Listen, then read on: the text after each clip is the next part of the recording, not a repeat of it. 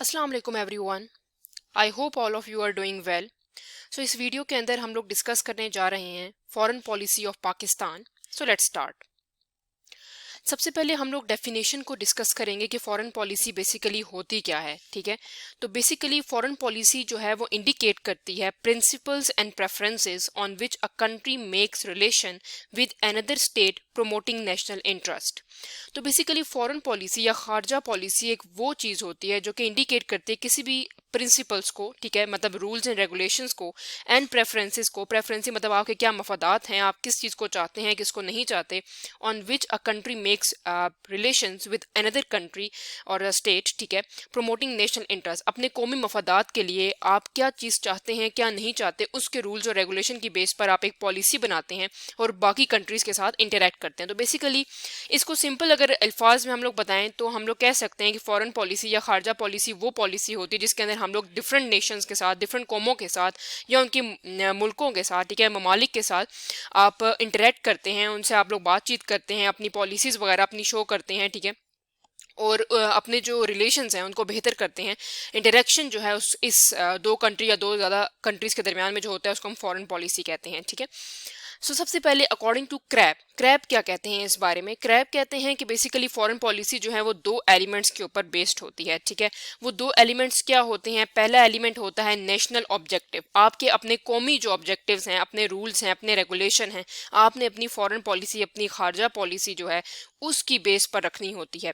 Secondly आपकी means of achieving them. Second आपकी क्या होती है कि आपने उसको किस तरह से पा लेना है, किस तरह से आपने उसको अचीव कर लेना है, आपने उस गोल को कैसे अचीव करना है जो आपने कौमी मफादात रखे हैं कि आपकी कौम जो है कैसे आगे जाएगी, उस पॉलिसी का जो हिस्सा है उसके अंदर कौमी मफादात हैं, ठीक है, उसको अचीव करने के लिए आपने क्या क्या चीज़ें बनानी हैं, किस किस चीज़ को फॉलो करना है, किसको नहीं करना। तो क्रैब के अकॉर्डिंग फॉरेन पॉलिसी या खारजा पॉलिसी इन दो एलिमेंट्स के ऊपर बेस्ड होती है।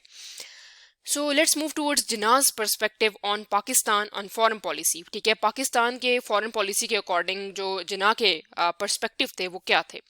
कायद आज़म के अकॉर्डिंग फॉरेन पॉलिसी जो हमारी है वो बेस्ड है friendliness and good will towards all the nation of the world. कि हमारी जो फॉरेन पॉलिसी है वो दोस्ताना तरीके से आगे चलेगी और हर एक की अच्छाई को वो देखेगी। ठीक है, ये नहीं है कि आप अपने मफादात में दूसरों को भूल जाएं। ठीक है, कोई ऐसे अपने मफादात भी ऐसे हों जिसके अंदर दूसरों को भी फ़ायदा हो, आपको भी फ़ायदा हो, और इस तरह से आप अपनी गुडविल और दोस्ताना तरीके से अपनी फॉरेन पॉलिसी को, खारजा पॉलिसी को आगे लेकर जाएं। तो गाइडिंग प्रिंसिपल्स फॉरेन पॉलिसी के क्या होते हैं?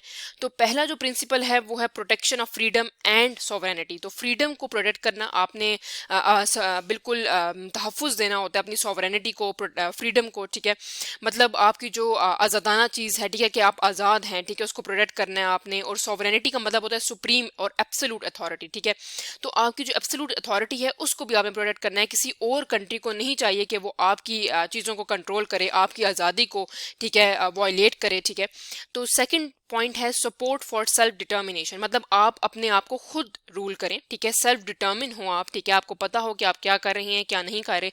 तो कंट्री को बेसिकली फॉरेन पॉलिसी किस बेस पे बनानी चाहिए? सेल्फ डिटर्मिनेशन के ऊपर, कि आप एज अ कौम हर चीज़ कर सकते हैं, आप डिटर्मिन हैं, आपके अंदर इतनी पावर है कि आप हर चीज़ कर सकते हैं।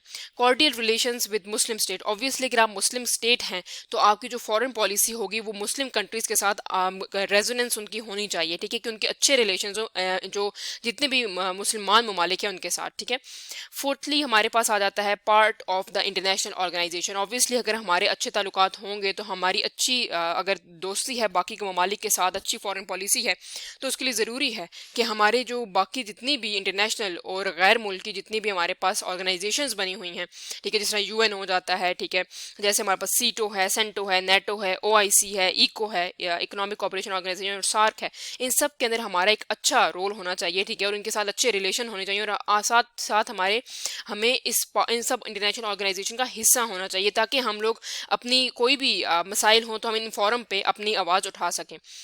उसके बाद है non interference in internal affair. हमें चाहिए कि हम किसी भी कंट्री के अंदरूनी जो मामलात हैं उनके अंदर इंटरफेयर ना करें, हमारी फॉरेन पॉलिसी का ये हिस्सा होना चाहिए।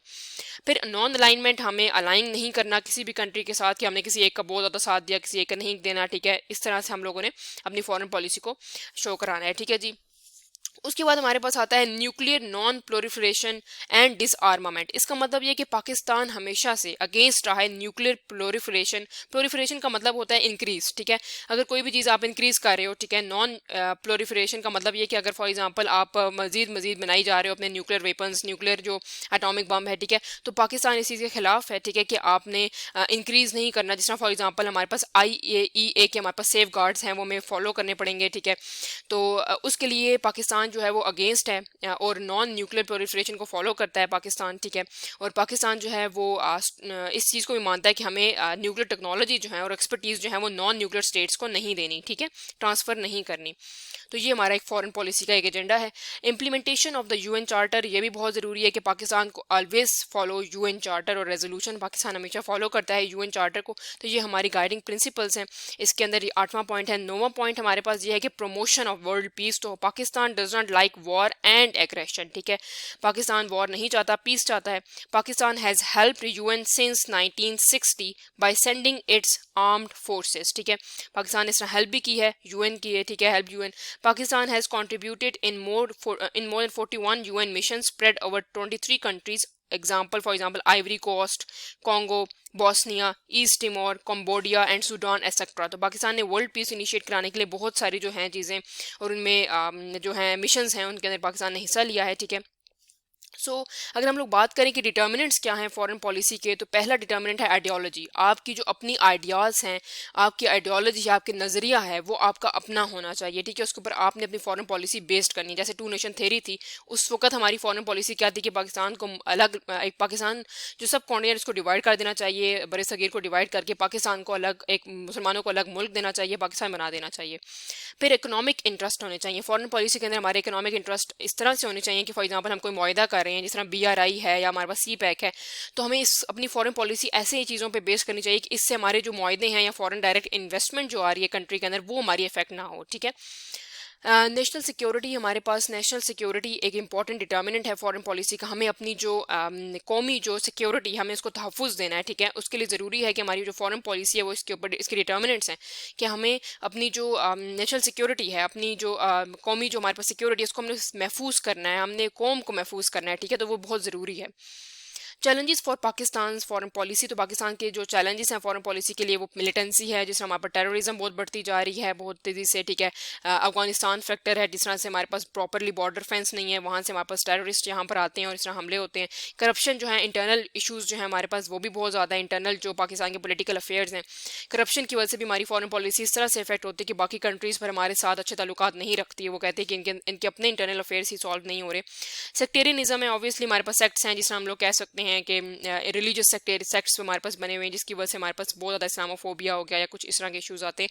नॉन ट्रेडिशनल सिक्योरिटी थ्रेट्स वो हैं जो कि ट्रेडिशनल नहीं होते, जिस तरह आर्मी वाले इशूज़ नहीं होते कि आर्म फोर्सेज आई हैं, उन्होंने आपका जो तख्ता है वो उलट दिया, बल्कि नॉन ट्रेडिशनल इस तरह से होते हैं कि वुमेन की डिस्क्रिमिनेशन हो गई, लॉ प्रॉपरली इंप्लीमेंट ना हुआ, फ्लड्स आने लग गए, या इस तरह से नॉन ट्रेडिशनल और साइबर क्राइम्स आ गए, ठीक है। तो ये इशूज़ भी हमारे पास चैलेंजेस के अंदर आ जाते हैं।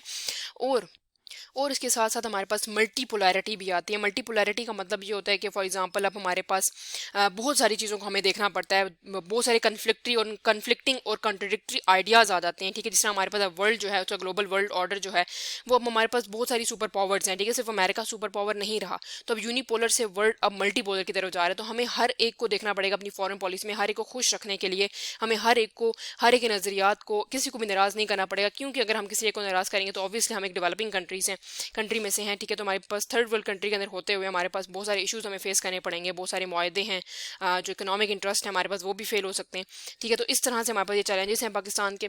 So that's all from my side. If you have any queries you can ask me in the comment section. Please like, subscribe and share my channel.